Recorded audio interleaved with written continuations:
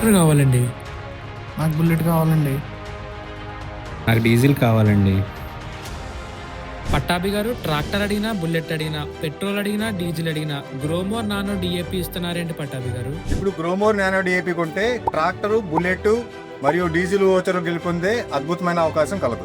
Gromor nano DAP రైతు ప్రగతి స్కీమ్లో ఎలా పాల్గొనాలి అంటే మీ దగ్గరలో ఉన్న కోరమండల్ వారి రీటైలర్ షాప్ని సందర్శించండి. గ్రోమోర్ నానో డిఏపి కొనుగోలు చేసిన రసీదును తీసుకోవడం మర్చిపోవద్దు.